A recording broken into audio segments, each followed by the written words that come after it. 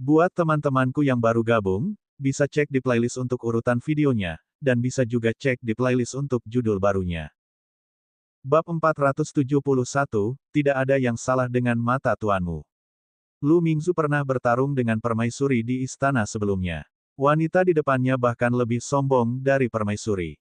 Kamu tidak memiliki status apapun sekarang. Apa hakmu mengatakan hal seperti itu kepadaku? Yunran mengerucutkan bibirnya dan terkekeh. Karena laki-lakiku sekarang adalah penguasa istana ini. Karena dia menyayangiku. Lu Mingzu menggigit bibir pucatnya. Apakah kamu takut untuk mempertahankanku? Apakah Anda takut tidak disukai di hadapan Yang Mulia jika dia memiliki saya? Kamu takut akan hal itu? Yang Mulia akan jatuh cinta dengan wanita lain. Itu sebabnya Anda ingin mengusir semua wanita di sekitar Yang Mulia, kan? Yunran terdiam. Ini adalah pertama kalinya dia melihat seseorang yang begitu merasa benar sendiri ketika dia ingin merebut pria orang lain. Ini terlalu tidak tahu malu. Tunggu, jangan bilang kamu pikir kamu bisa tinggal jika aku tidak muncul hari ini. Yunran menyilangkan tangannya untuk memberi jalan padanya. Aku akan memberimu kesempatan. Ayo, masuk lagi. Selama kamu bisa menyentuh sudut bajunya hari ini dan membuatnya mengangguk agar kamu tetap tinggal, aku akan menganggap itu kekalahanku. Yunran masih memiliki sedikit keyakinan pada pemahamannya tentang suaminya.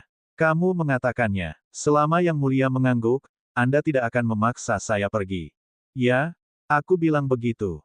Lu Mingzu merasa ini adalah satu-satunya harapan yang tersisa, jadi dia harus memanfaatkan kesempatan ini.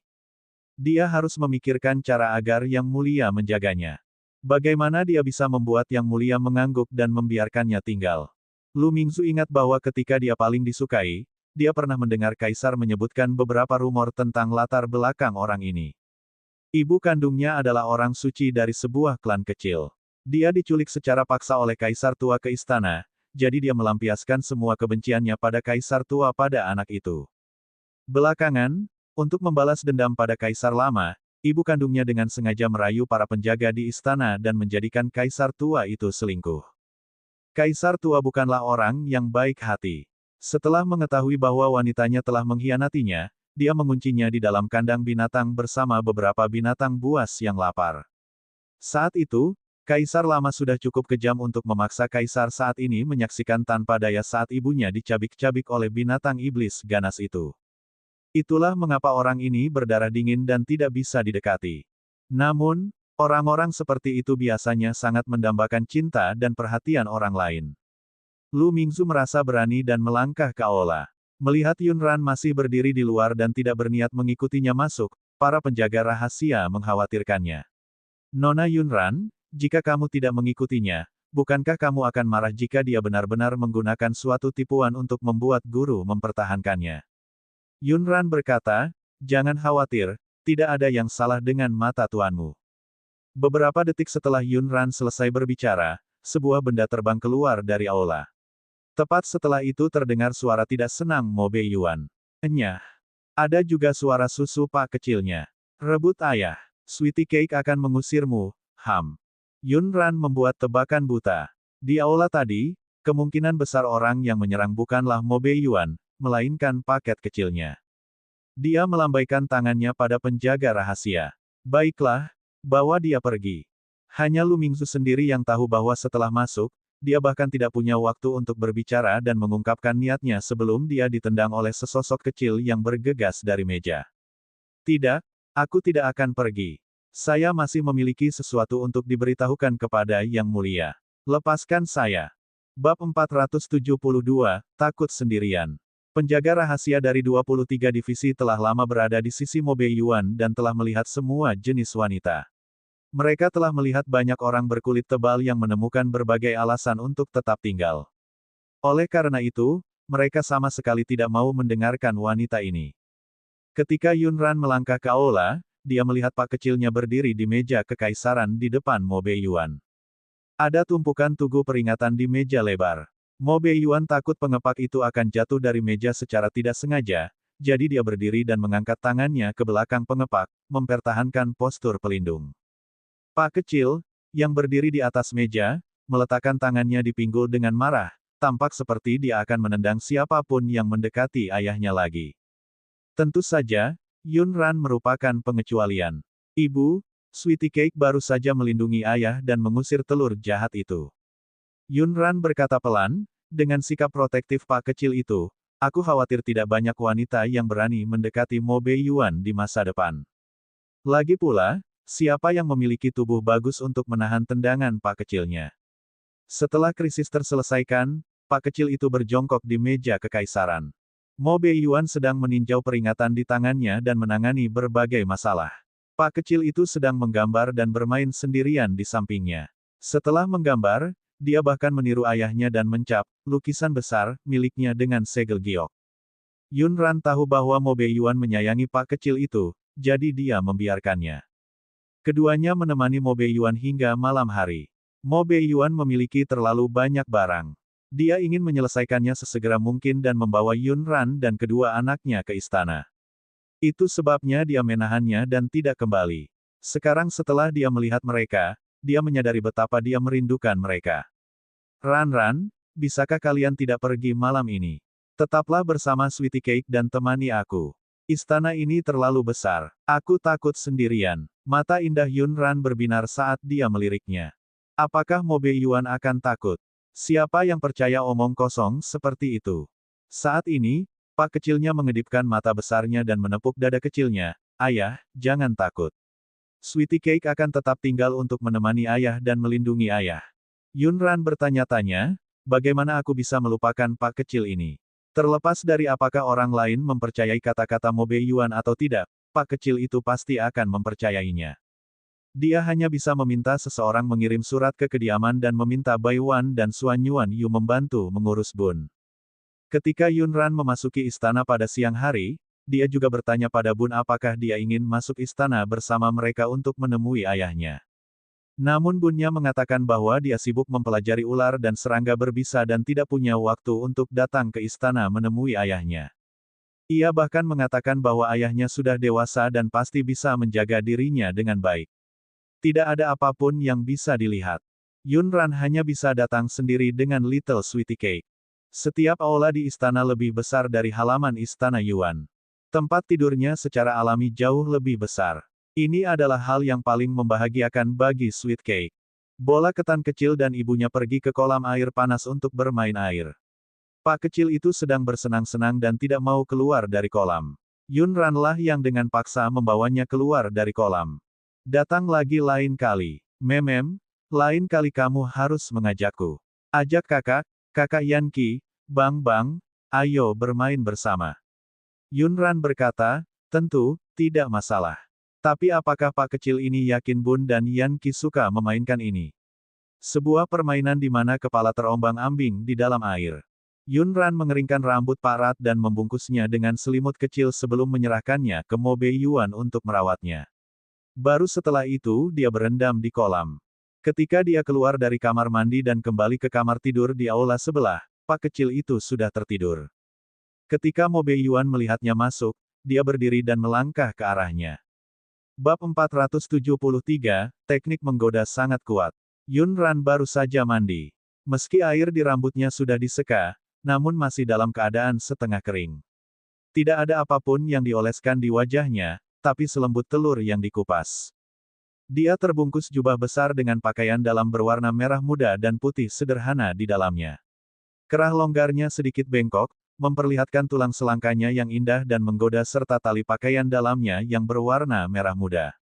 Lehernya yang seperti angsa memancarkan perasaan halus dan lembut. Dia berdiri di sana dengan menawan dan tersenyum pada Mo Beiyuan dengan matanya yang jernih dan indah. Bulu matanya yang tipis berkibar. Dia pendiam dan lembut, dan dia luar biasa cantik.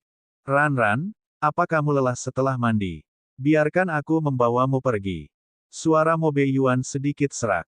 Dia menundukkan kepalanya dan menatap gadis kecil di depannya dengan rakus. Tiba-tiba, dia mengulurkan tangan dan mengangkat pinggangnya. Dia berjalan menuju aula samping di sebelah.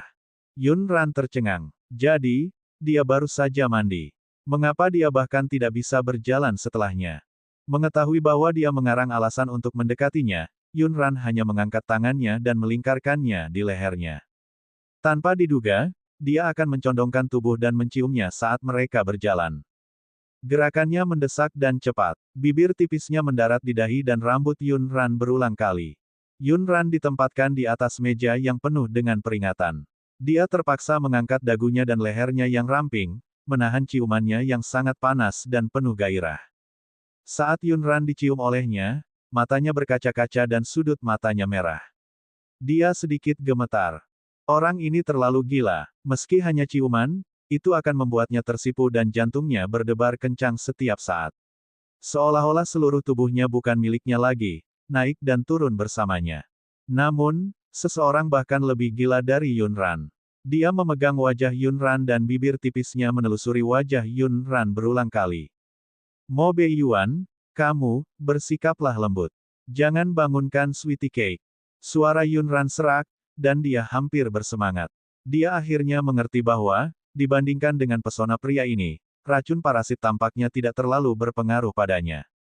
Pikirannya kosong sekarang. Bagaimana dia bisa punya waktu untuk memikirkan tentang Fudo?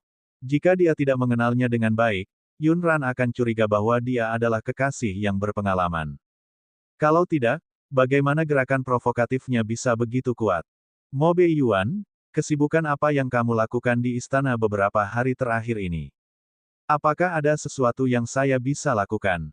Yun Ran mengangkat tangannya dan dengan lembut mengusap keningnya, matanya dipenuhi rasa sakit hati. Apakah orang ini istirahat dengan baik beberapa hari ini? Kenapa dia terlihat sangat lelah? Dia tidak mengganggunya sebelumnya, tetapi sekarang dia ada di sini, dia tentu saja harus bertanya kepadanya apa yang sedang dia lakukan. Tidak ada yang penting. Ada banyak hal sepele, jadi aku membuang-buang waktu. Jika dia ingin memberi dia dan anak-anak lingkungan yang bersih, dia harus membersihkan semua hal kotor di istana, kota kekaisaran, dan bahkan seluruh benua timur. Yun Ran mengangguk dan tiba-tiba teringat sesuatu. Dia bertanya, wanita itu hari ini, berapa kali kamu menghadapi situasi seperti itu di istana? Mo Beiyuan berpikir bahwa dia tidak senang dengan wanita itu dan dengan cepat menjelaskan, Ran, saya tidak kenal wanita itu. Ini hanya kebetulan bagimu untuk bertemu dengannya. Ini tidak pernah terjadi sebelumnya. Dia tidak ingin dia salah paham. Dia ingin memberitahunya bahwa selain dia tidak akan melihat wanita-wanita itu. Melihat betapa cemasnya dia, Yun Ran tersenyum tak berdaya. Apa yang terburu-buru? Biar aku selesaikan dulu. Yang ingin saya sampaikan adalah kedepannya tinggalkan saja hal-hal seperti saat ini. Untuk saya, bab 474, hadiah yang aku inginkan adalah kamu. Apa yang terjadi hari ini adalah kelalaian penjaga rahasia itu. Berpikir bahwa wanita berpakaian istana adalah pelayan istana, dia menurunkan kewaspadaannya dan membiarkannya menyelinap masuk. Mo Beiyuan tidak akan membiarkan ini terjadi untuk kedua kalinya. Jika ada waktu berikutnya, mereka tidak perlu bekerja di sini lagi. Saat menyebut wanita, Yun Ran tidak bisa tidak memikirkan wanita di harem kaisar. Wanita hari ini juga salah satu wanita di harem kaisar, kan? Dari apa yang dia katakan, kamu berencana untuk membiarkan mereka keluar dari istana. Mo Beiyuan membawanya turun dari meja kekaisaran dan memeluknya.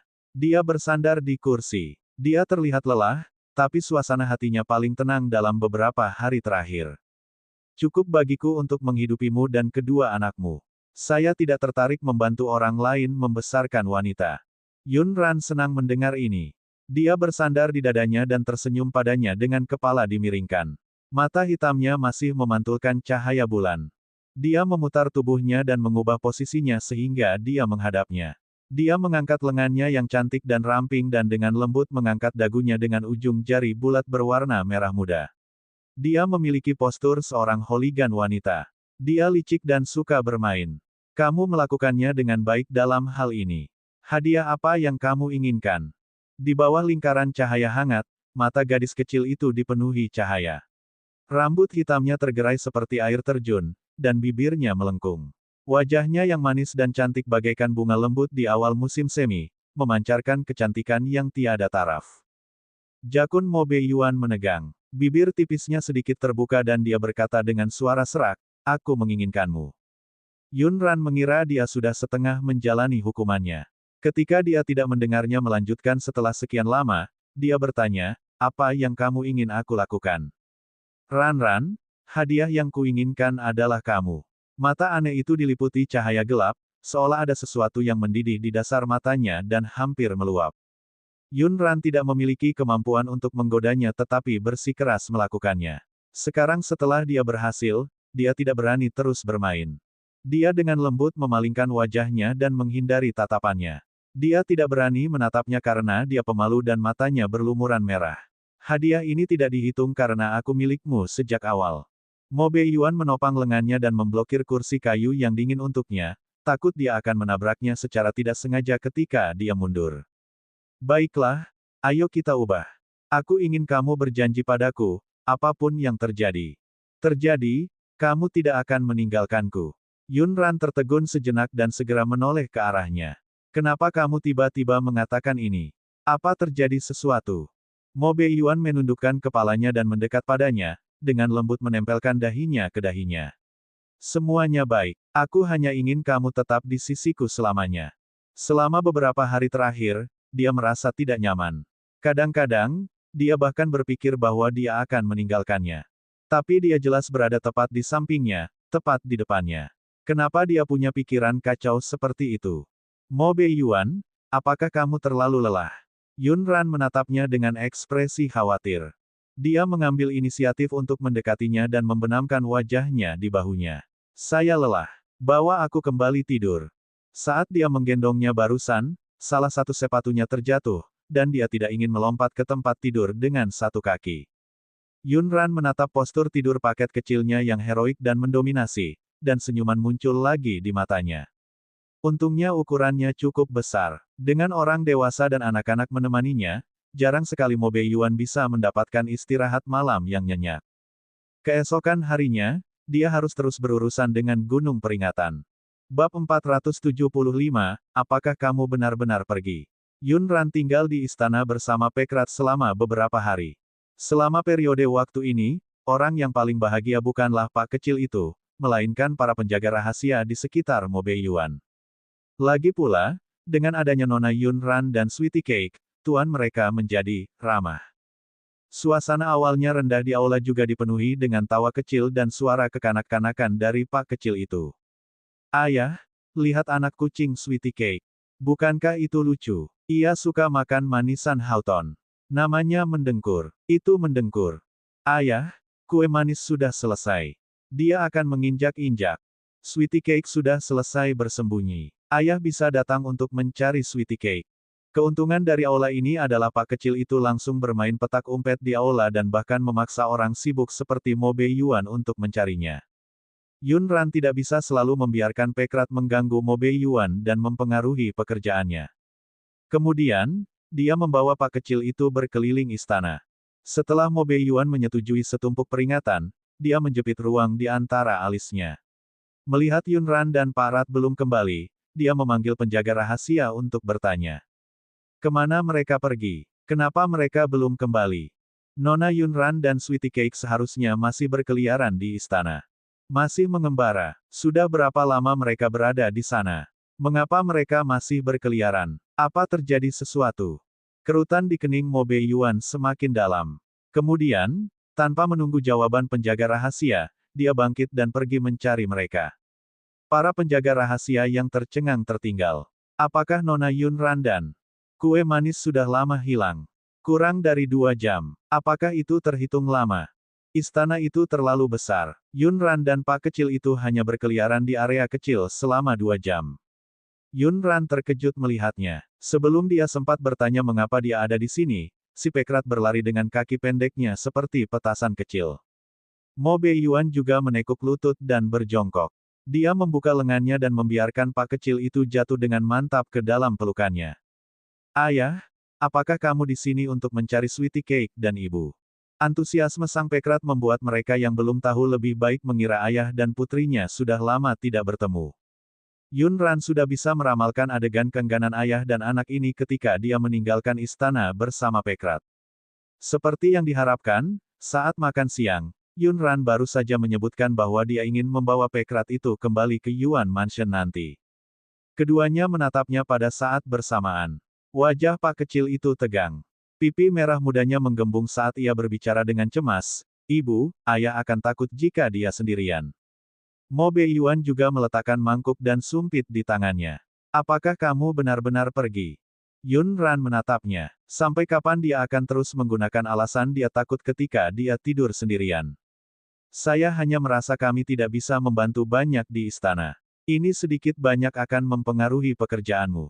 Itu tidak mempengaruhi saya. Pak kecil itu dengan cepat mengangguk. Benar, itu tidak akan mempengaruhi pekerjaannya.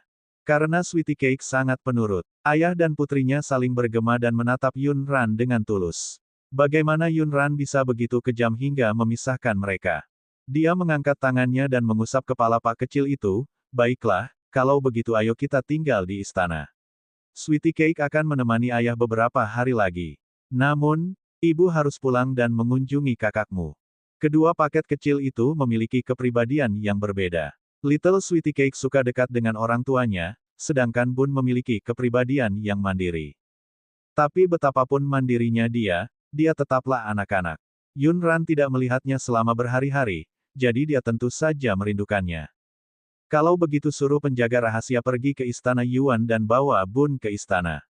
Sweetie Cake juga pasti merindukannya. Meskipun Mo Beiyuan tidak menyayangi Bun seperti pada Sweetie Cake, dia masih memiliki hubungan ayah anak yang tidak biasa dengan anak laki-laki itu.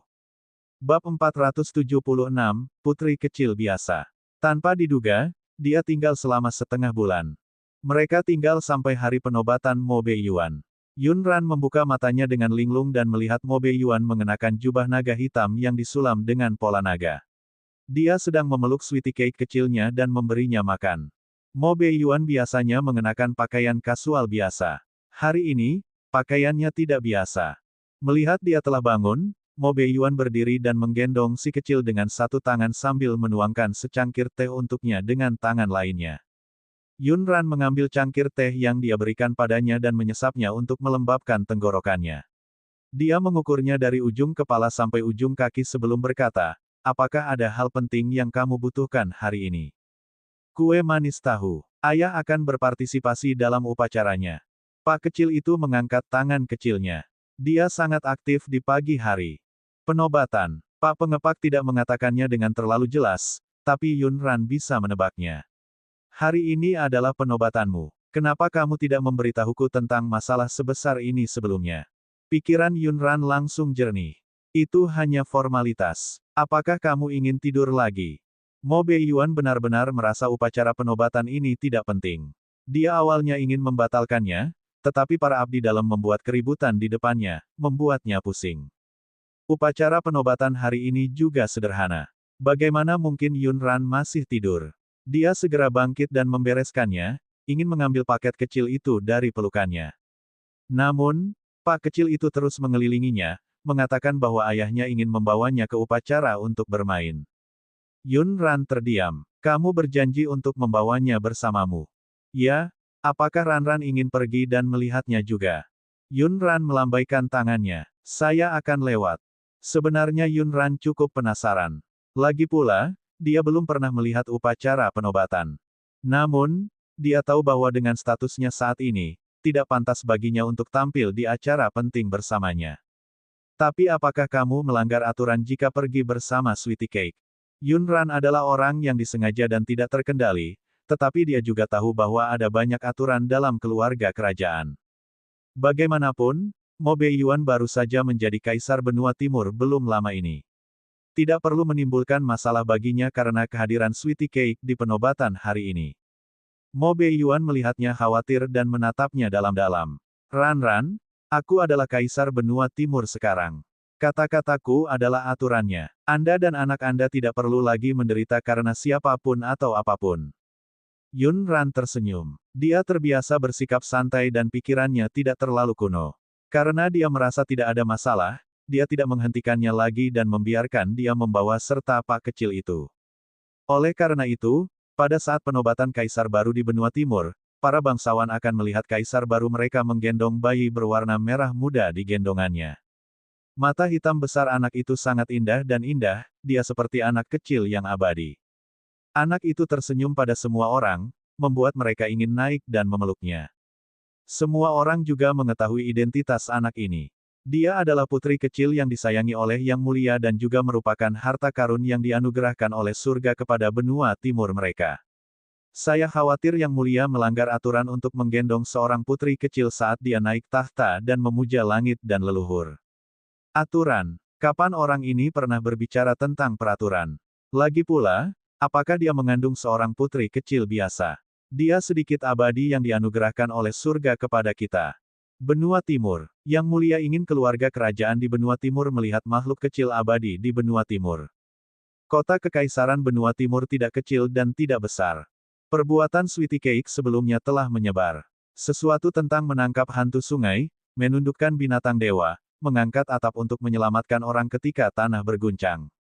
Singkatnya, di mata para bangsawan dan rakyat jelata di benua timur, dia adalah makhluk abadi.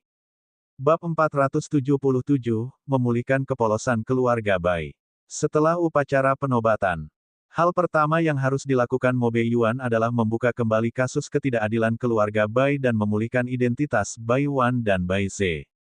Dia ingin membersihkan nama keluarga Bai. Dengan cara ini, Yunran juga akan memulihkan identitasnya.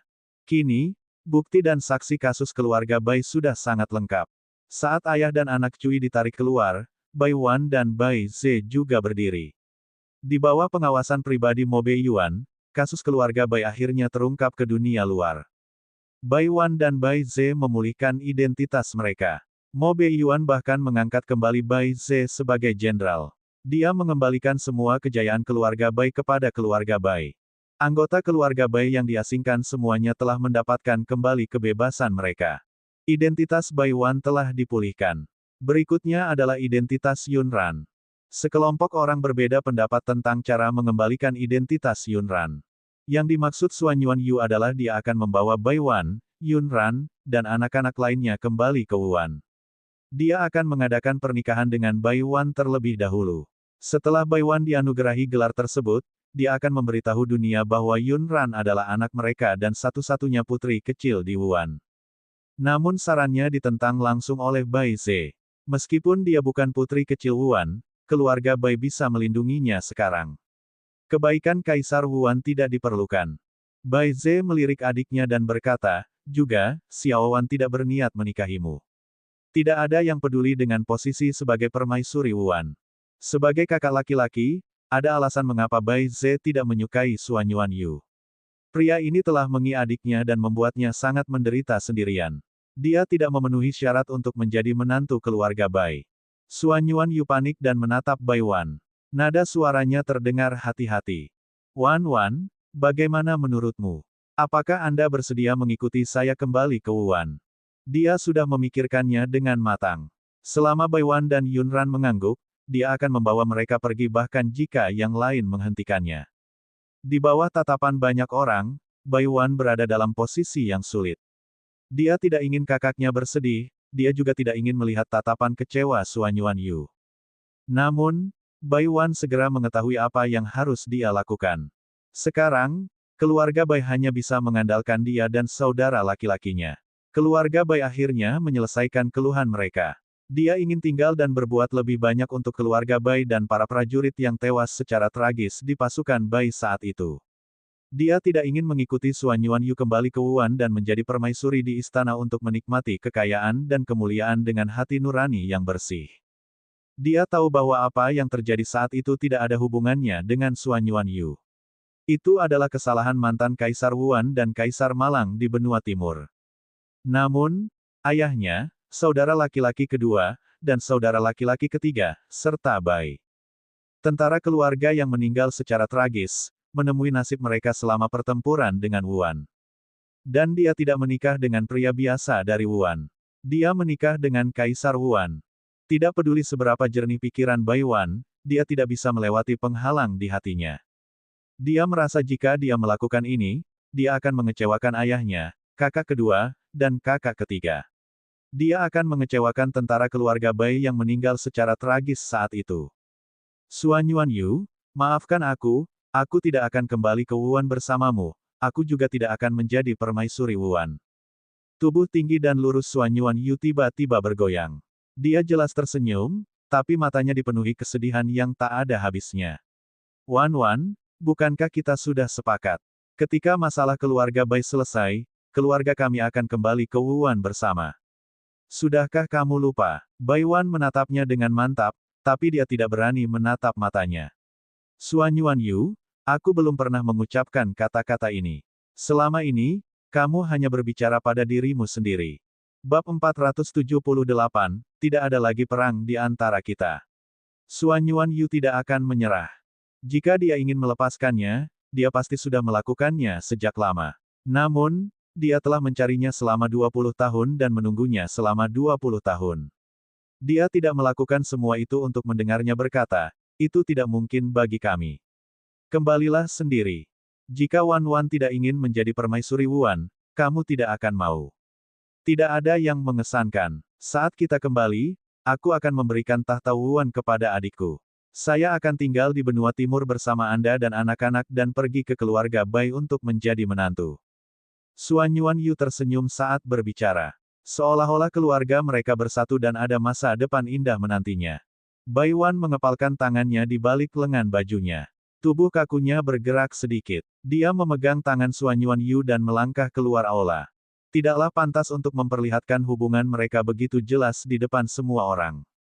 Keduanya tiba di taman bunga terpencil.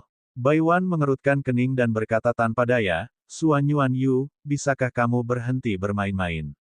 Dia adalah kaisar kerajaan Wuhan. Meskipun dikabarkan bahwa dia adalah seorang tiran yang hebat, kerajaan Wuhan membutuhkannya. Dia perlu mengatur dan melindunginya.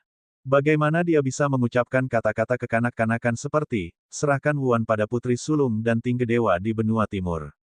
Membuat heboh. Selama berhari-hari, aku tinggal di benua timur dan berada di sisimu. Apa kamu selalu mengira aku membuat keributan? Wan Wan, apa kamu tidak bisa melihat ketulusanku sama sekali? Suan Yuan Yu benar-benar ingin membuka lubang besar di mana jantungnya berada dan membiarkan dia melihat jantungnya berdetak untuknya. Bai Wan menarik napas dalam-dalam dan mencoba menenangkan dirinya. Dia tidak bisa membiarkan dia mempengaruhi emosinya. Suan Yuan Yu, meskipun ganti rugi telah diberikan kepada keluarga Bai, ayahku, saudara laki-laki kedua, dan saudara laki-laki ketiga sudah meninggal. Mereka tewas di medan perang. Semua prajurit keluarga Bai telah dikorbankan. Banyak orang bahkan belum ditemukan hingga saat ini. Dan penghasut perang itu tidak lain adalah ayahmu. Tubuh Suan Yuan Yu bergetar hebat, dan matanya dipenuhi rasa sakit. Jika saya punya pilihan, apakah menurut Anda saya bersedia dilahirkan di keluarga kerajaan Wuhan? Apakah kamu pikir aku ingin menjadi anak orang itu? Tapi, Wan Wan, aku tidak bisa memilih kelahiranku sendiri. Bai Wan tahu orang seperti apa dia, jadi dari awal sampai akhir, dia tidak mengalihkan kebenciannya pada Kaisar Wuhan yang lama kepadanya. Suan Yuan Yu, aku tidak membencimu, dan aku tidak pernah menyalahkanmu. Tapi selain menjadi Bai Wan, aku juga putri sah keluarga Bai. Jika aku bersamamu, aku benar-benar tidak tahu bagaimana menghadapi roh Bapa dan orang lain di surga. Saya juga tidak tahu bagaimana menjelaskannya kepada keluarga para prajurit yang meninggal secara tragis. Suan Yuan Yu berpegang pada harapan bahwa dia akan berubah pikiran. Mungkin semua orang bisa mengerti. Benua Timur dan Wuhan sudah lama berhubungan baik, bukan? Tidak ada perang lagi di antara kita. Bai Wan menatapnya dengan mantap dan berkata perlahan, kemarin, kakak dan aku pergi menemui mata-mata yang ditanam oleh keluarga Bai di tentara. Para jenderal itu tidak melupakan pertempuran berdarah saat itu, mereka juga tidak melupakan saudara-saudara mereka yang telah meninggal.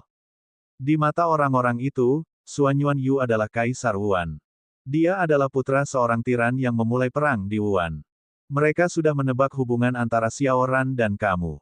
Sekarang Mo Beiyuan baru saja mengambil alih, jika Xiao Ran kembali bersamamu dan mengambil status Putri Wuhan, hubungan antara Xiao Ran dan Mo Beiyuan juga akan ditentang oleh para prajurit itu. Ada beberapa hal yang tidak dapat mereka kendalikan sama sekali. Yang harus mereka lakukan adalah meminimalkan kerusakan pada Yunran. Dengan dibatalkannya kasus keluarga Bai, pertempuran saat itu juga terlepas dari ingatan banyak orang. Bab 479, kamu hanya memanfaatkan cintaku. Cinta Bai Wan padanya tidak hilang. Dia masih sangat mencintainya. Namun, setelah dipenjara oleh Yun Ziyuan selama bertahun-tahun, kepribadiannya telah lama berubah. Dia bukan lagi gadis kecil impulsif yang melakukan apapun yang dia inginkan. Suan Yuanyu tersenyum sedih. Jika dia masih tidak mengerti maksudnya, dia bodoh. Jadi, maksudmu bahkan Yun Ran dan dua pak kecil itu tidak bisa mengikutiku kembali. Mereka tidak bisa mengakui saya sebagai ayah mereka. Itu hanya karena darah orang itu mengalir di tubuhku, kan? Bai Wan tidak pernah mengira Mo Beiyuan akan menjadi kaisar benua timur, dan dia juga tidak menyangka segalanya akan menjadi begitu rumit. Dia memikirkannya sejak lama, tapi dia tidak bisa memikirkan cara untuk melakukan keduanya. Suan Yuanyu, Xiao Ran sangat menderita. Dia dan kedua anaknya sangat bahagia sekarang. Mo Beiyuan sekarang adalah kaisar benua timur. Jika kita bisa melindungi mereka, keluarga Bai juga akan melindungi mereka. Bai Wan, kamu mempertimbangkan perasaan semua orang dan membantu mereka memikirkan masa depan mereka, tapi kamu tidak mempertimbangkan perasaanku. Kamu tidak pernah memikirkan bagaimana aku akan menjalani sisa hidupku. Meskipun mata Suan Yuanyu memerah karena kata-katanya dan dia sangat terluka, dia tidak tahan untuk menyentuhnya. Dia hanya menatapnya dan menunggu dia berubah pikiran dan menarik kembali kata-katanya yang menyakitkan. Namun, Suan Yuanyu tahu bahwa dia tidak bisa mendapatkan jawaban yang diinginkannya. Suan Yuanyu marah dan enggan. Dia tidak bisa mengerti. Dia jelas telah naik ke posisi Kaisar Wuan. Mengapa dia masih belum bisa mendapatkan apa yang diinginkannya? Suan Yuanyu memandang wanita tenang di depannya dan tiba-tiba merasa seperti sebuah lelucon. Cinta yang dia pikir adalah hidup dan mati adalah sesuatu yang bisa dengan mudah dilepaskan oleh Bai Wan. Bai Wan, kamu mengandalkan fakta bahwa aku mencintaimu, bukan? Baiklah, sesuai keinginanmu. Pada akhirnya, Suan Yuanyu mengalah. Bukannya dia ingin menyerah, tapi dia tahu sekeras apapun dia berusaha, tidak akan ada hasil. Ketika sosok tinggi itu perlahan menghilang dari pandangannya, Bai Wan berjongkok dengan kaki lemah. Dia memeluk lututnya dan meringkuk seperti bola, membenamkan wajahnya. Suan Yuanyu pergi. Dia bahkan tidak pergi untuk mengucapkan selamat tinggal pada Yun Ran dan kedua bocah lelaki itu. Little Sweetie Cake adalah orang pertama yang menemukannya. Di mana kakek? Sweetie Cake tidak melihat kakek hari ini. Apakah dia pergi membeli manisan Houghton untuk Sweetie Cake? Yun Ran tertegun sejenak. Dia bertanya kepada penjaga rahasia dan mengetahui bahwa Suan Yuanyu telah meninggalkan benua timur dalam semalam. Dan dia tidak meninggalkan satu kata pun. Yun Ran menemukan sekelompok orang yang ditinggalkan Suan Yuanyu untuknya dan bertanya kepada pemimpinnya, Jun Ye. Apakah dia meninggalkan sepatah kata pun sebelum pergi? Kenapa dia tiba-tiba pergi? Apa terjadi sesuatu di Wuan? Jun Ye berkata, Tuan khawatir Sweetie Cake akan menangis ketika dia mengetahui bahwa dia telah pergi, jadi pergilah tanpa memberitahu siapapun. Dia takut sekali Sweetie Cake menangis, dia tidak akan sanggup menanggungnya dan pergi. Yun Ran terjebak antara tawa dan air mata ketika mendengar alasan ini. Apakah ini alasan mengapa Suan Yuanyu pergi tanpa pamit? Dia telah pergi, tapi mereka harus menjelaskan kepada Sweetie Cake mengapa kakeknya tiba-tiba pergi. Pak kecil itu menerima kenyataan ini dengan mata merah. Jika Sweetie Cake merindukan kakek, ibu akan membawamu menemuinya. Oke, Yun Ran menghibur pak kecil itu sebelum melanjutkan bertanya pada Jun Ye. Apakah dia meninggalkan yang lain?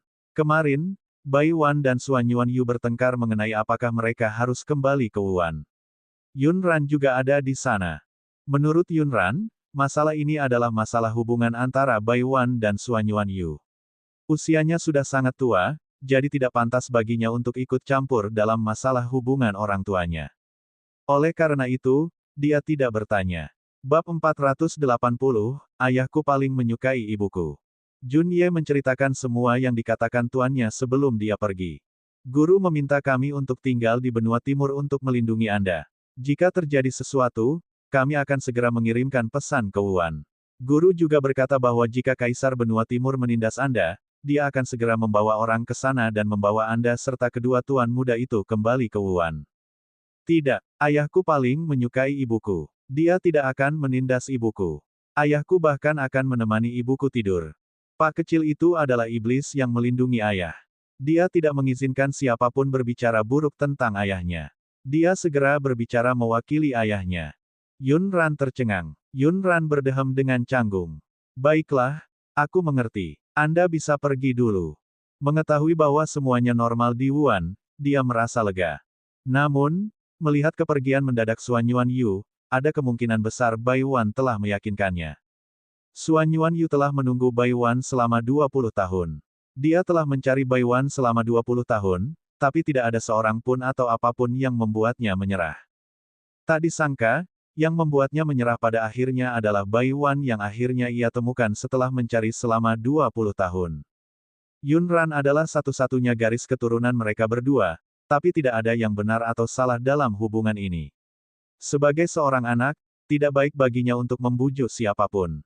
Tidak lama setelah upacara kenaikan Mobe Yuan berakhir, para bangsawan mulai mengkhawatirkan harem dan anak-anaknya.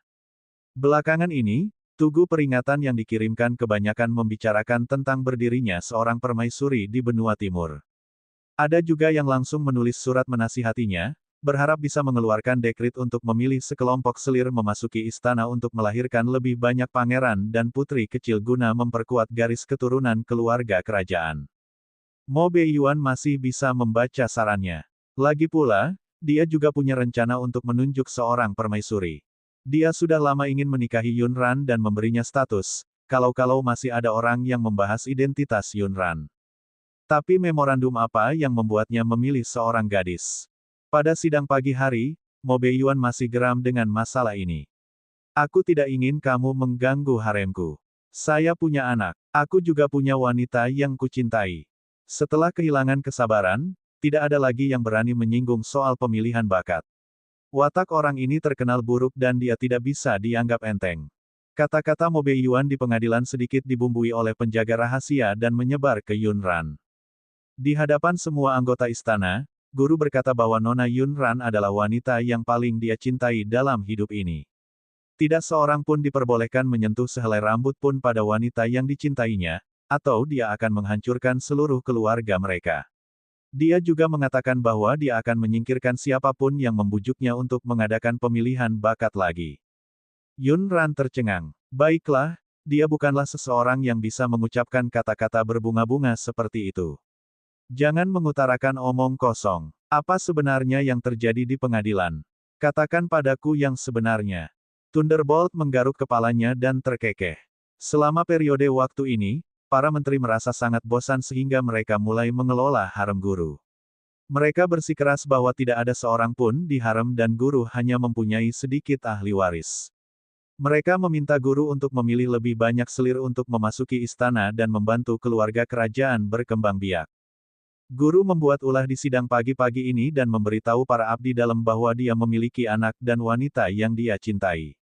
Nona Yunran, bukannya saya ingin bicara terlalu banyak, tapi lihatlah status guru saat ini. Hanya masalah waktu sebelum dia menunjuk seorang permaisuri.